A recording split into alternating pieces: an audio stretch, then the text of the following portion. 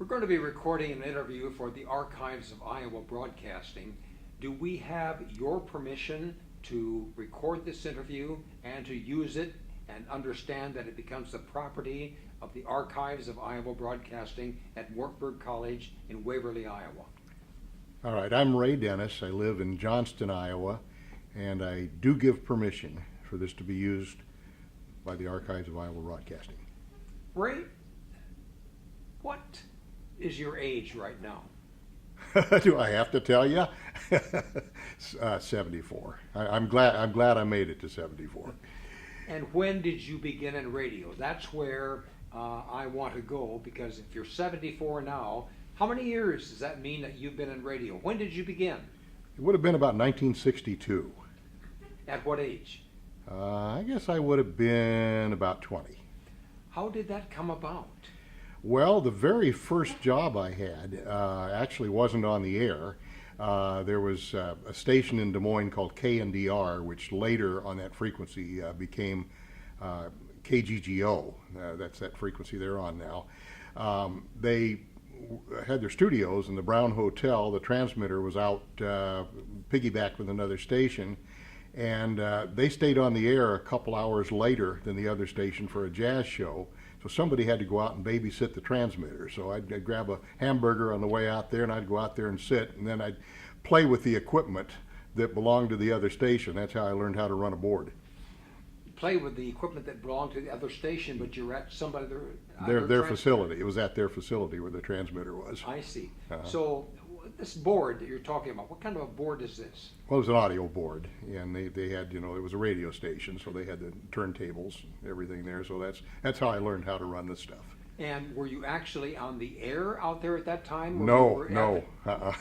That's something the owner of the station would not have known about. But you were practicing for what you eventually were going to do. Yeah, I eventually would have been able to use those skills. Yeah.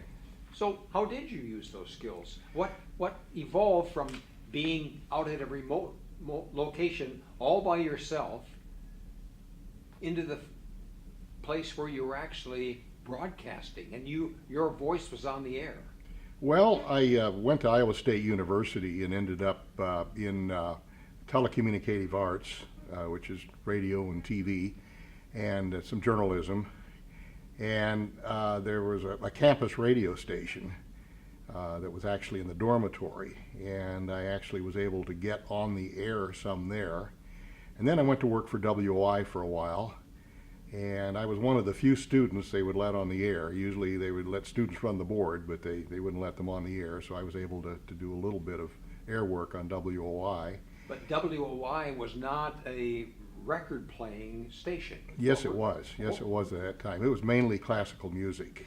And I had my little pronunciation guide, and I would look it up, to be sure I was saying it right. And so I was able to be on the air a little bit there. And then I went to work for the local commercial station, KASI, for a while I was in school. But that was a different kind of music. You were playing classical music, first of all, on WOI. That's correct. And then you went to another station, KASI? Yes, and it was popular music, middle of the road, as they called it then. It was Frank Sinatra and that kind of stuff. How'd you make the crossover? Well, I guess no problem. I just did it. What was the most difficult part of all that, learning to speak behind the microphone? Well, I don't know. I learned to picture somebody, like yourself. I was looking at somebody, even though the person wasn't there. It was always a one-on-one type of thing. It wasn't I'm on the microphone and I'm broadcasting like on a PA system or something. I was always thinking in terms of me to somebody else, some other person, some imaginary person. Was this sort of serendipity that you went to work as a college student after having been as a young man out at a transmitter in a remote location, then you got on the air? Or has this been a long time ambition that was finally being realized? I think it was kind of an ambition. I think I really wanted to be on the air. I got my wishes. What kind of a personality do you think that you presented on the air? Well, that depended on my age. I worked in the early days a lot of top 40 radio, popular music, and back then, top 40 was very new.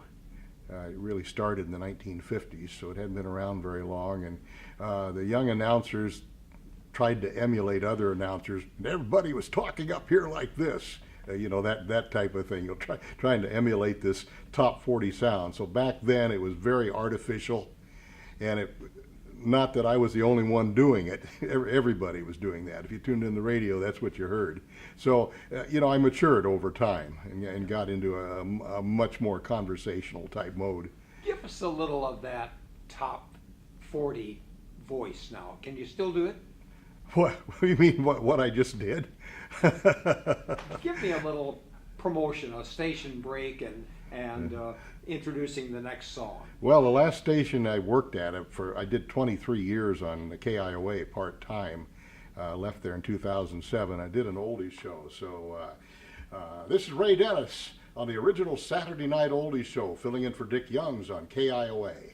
Right, good. And what was the most satisfying? I said, what was the most difficult? What was the most satisfying to you of beginning your career? Well, I wanted to be a program director, and I was able to do that twice. Once in Indianapolis, Indiana, and I was program director there over the station. Of course, program director is involved in everything that goes out over the air, except news, and also hiring and firing of the personnel and so on. So I got to do it there, and then I moved over to the Quad Cities and went to work for a very successful radio station in the Quad Cities, KSTT, and I was program director there for several years. Was that more satisfying to you than being on the air? Well, I did both. But I really love the programming. And why? I mean, did you want your mark?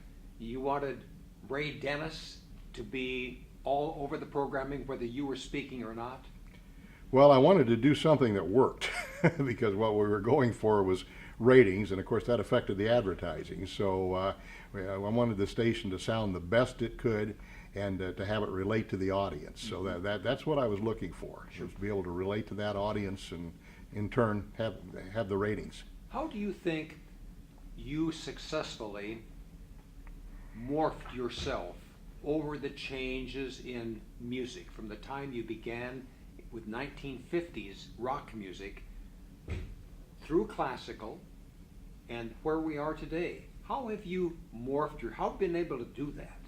Well, actually, I don't work the popular music today, but down through the years, the popular music did change quite a bit. It was the rockabilly type stuff and the Motown sound, and actually in the 60s we had the best of it. We had Motown, we had the Beach Boys, and we had the Beatles. I mean, we had them all together at the same time. Yeah.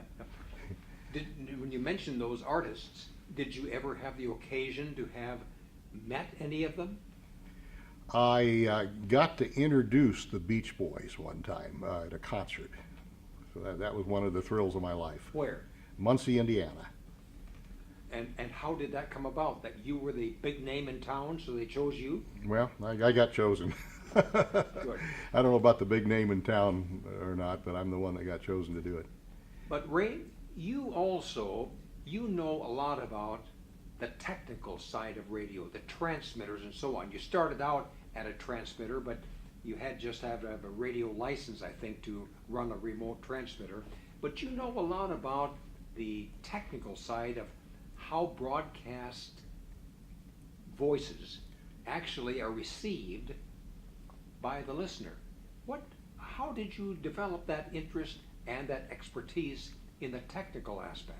Well, there's another side of radio that's inside of me. When I was 14 years old, I became a ham operator, amateur radio operator, and so that's my technical side, and so that's how that interest. And then what I found out was that if I got a first-class radio telephone license, which was an engineering license, which was required at a lot of radio and TV stations at the time, that I could have some opportunities. I could get into the stations, and in radio many times they did what was combo operation, where you were on the air and you were also the engineer.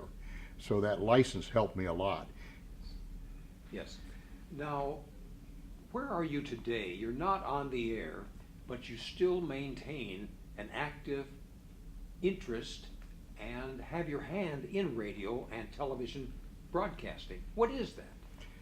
Well, a number of years ago, another fellow by the name of George Davison from Des Moines and myself were asked to do a presentation about Des Moines radio. And we didn't really have much material, so we got to digging and came up with some audio cuts and some pictures and things. And I said, let's do a website after we did that presentation. So we got the domain DesMoinesBroadcasting.com, and we started writing and scanning pictures and putting audio cuts up there. And anyway, it turned into DesMoinesBroadcasting.com, which is a history site of broadcasting in the central Iowa area. And it's been going since 2002. And George was active in it at the beginning. He did a lot of the writing. He got busy with some other things, so I've continued to run the site. Is it a hobby, or does it produce revenue? No revenue. It's a hobby. It's actually love of it is what it is. And that brings me to ask, in a concluding question here, as you look back over your broadcast career, how would you summarize it? How would you say, I'm glad I chose this rather than being a lawyer, a doctor, or a pipe fitter? What has been satisfying to you about the career that you developed? I think the programming time when I was able to I later went into real estate sales for many years after the full-time broadcasting, but I was able to be a program director a couple of times, and I just liked having my finger in it and being able to create and be able to create a sound. I think I found the most satisfaction in that. Once a broadcaster, always a broadcaster? It's in your blood.